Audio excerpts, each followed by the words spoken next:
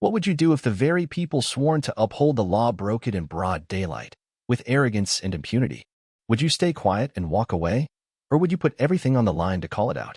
That was the question quietly pulsing in the heart of Charleston, South Carolina, a city where old brick courthouses stand tall under canopies of Spanish moss, where horse carriages rattle along cobblestone streets, and where charm sometimes masks the shadows that refuse to fade. The Atlantic breeze rolled in early that morning, wrapping around the courthouse steps like a whisper of old truths waiting to be spoken. It carried with it the measured stride of Fire Captain Naomi Cortez. She wore plain jeans, a navy button-down, and walking shoes. No formal dress blues, no glittering brass insignia, and most importantly, no badge on display. To everyone else, she was just another observer there to watch a trial. Inside the courtroom, tension was already a presence. In the front, a young firefighter trainee named Andre Morales sat next to a public defender who looked exhausted. Andre was barely 21. Smart, respectful, quiet. He had joined the department fresh out of a junior fire cadet program that Naomi herself had helped design. The charge against him was graffiti on city property, specifically an accusation that he had tagged a fire hydrant with a marker in a neighborhood he had never set foot in.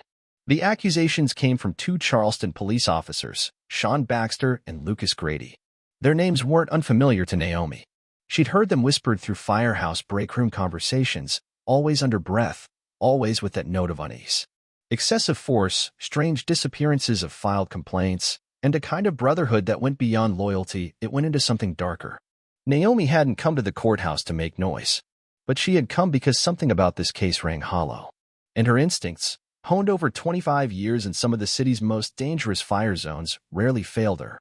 During a court recess, Naomi stepped out to grab a coffee from a nearby vending machine.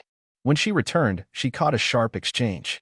Officer Baxter was gripping Andre's arm with unnecessary force, digging his fingers into the young man's shoulder even though Andre wasn't resisting. Naomi didn't hesitate. "Is that really necessary, officer?" she asked calmly. Baxter turned, eyes narrowing. "You people never learn, do you?" he spat, loud enough to draw attention. Then it happened. With an open hand and without hesitation, Baxter struck Naomi across the face.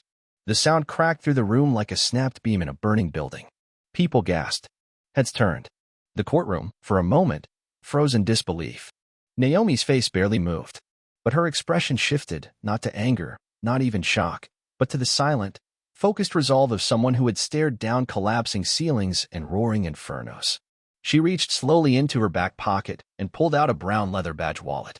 "Fire Captain Naomi Cortez, Charleston Station 12. 25 years of service," she said evenly. Baxter's face drained of all color. And in that instant, the room shifted. The judge immediately recessed the court. Phones buzzed. The gallery erupted in low murmurs. Reporters waiting outside picked up the scent of something big. But Naomi didn't leave. When she returned, it wasn't in civilian clothing.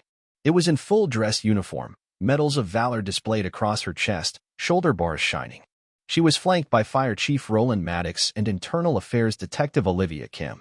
Olivia carried a thick folder in her hands, an audit trail of misconduct, ignored grievances, silenced voices, and complaints that had mysteriously disappeared. Chief Maddox stood firm beside her. "For too long," he said to the now-packed courtroom, "we've seen complaints disappear. Witnesses intimidated. Victims left without justice. But yesterday, they laid hands on the wrong woman. That ends now." What followed was nothing short of a systemic unraveling. Within hours, the city's Internal Affairs Division had assumed control of the investigation.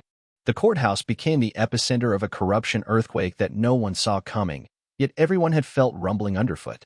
By sunset, the headlines had changed. Charleston Fire Captain assaulted in courtroom. Investigation opens into police misconduct allegations. Justice system faces reckoning. As the days passed, more stories emerged. A young patrol officer testified, voice shaking but clear. "I reported Officer Grady last year for kicking a handcuffed teenager. A week later, I was reassigned to night shifts in a high-crime zone alone." Another stood up. Then another. Detective Kim's files contained statements from EMTs, firefighters, and even clerks.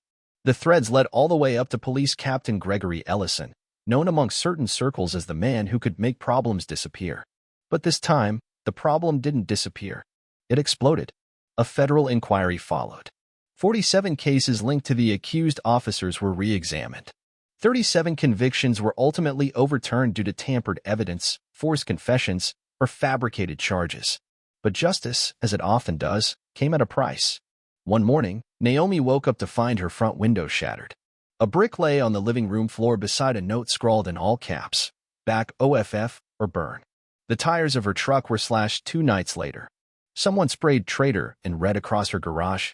When Chief Maddox offered her a hotel and personal security, she declined. "If I run," she said, "then everyone who came forward will think twice next time. And we won't get a next time." The firehouse stood by her.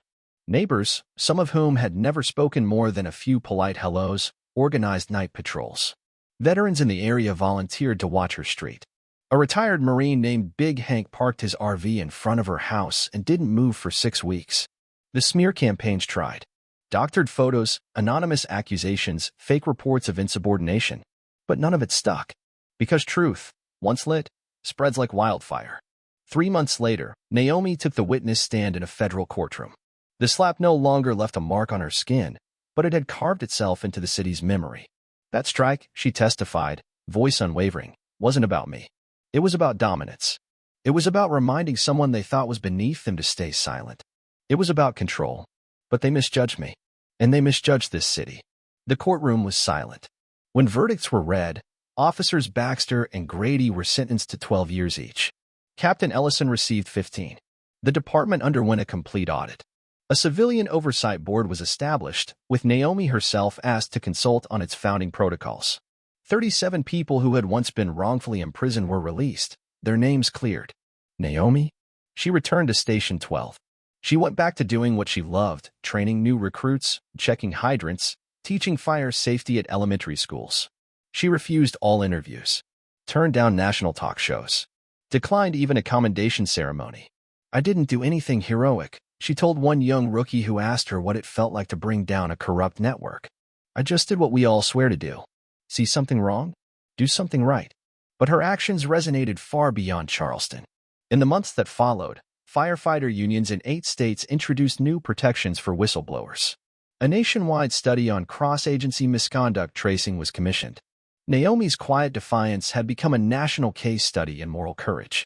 And in the firehouse break room, there now hangs a framed photo, not of Naomi in her uniform, not of the court case, but of her pouring coffee beside a rookie at 5:45 a.m. on a rainy Tuesday. The caption beneath it reads, "Bravery isn't always loud."